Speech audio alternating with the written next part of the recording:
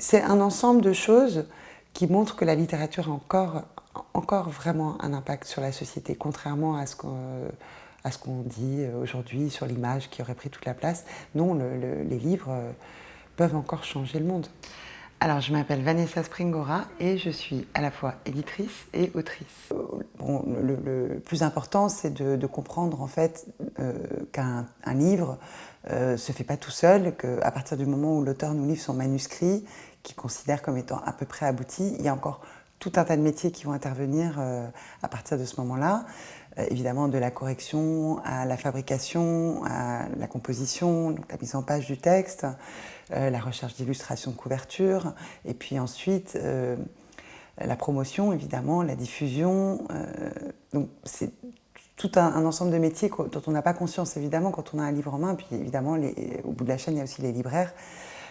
qui vont ou non acheter nos livres, puisqu'on croit toujours, quand on rentre dans l'édition, on a une petite idée naïve qui est qu'on vend des livres à des lecteurs, mais en fait, nous, nos clients, quand on est éditeur, ce sont les libraires, et les libraires, eux, vendent des livres aux lecteurs. Donc, mais la première chose quand on est assistant d'édition, c'est vraiment s'immerger dans le texte, apprendre comment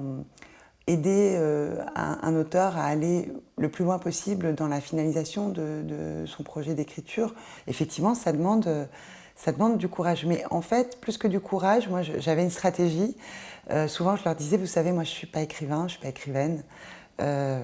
suis éditrice. Vous êtes l'auteur, et moi mon métier c'est de vous accompagner et de vous apporter le premier regard objectif sur votre texte. Alors la part humaine, elle est fondamentale dans ce métier, et moi je le rappelle toujours quand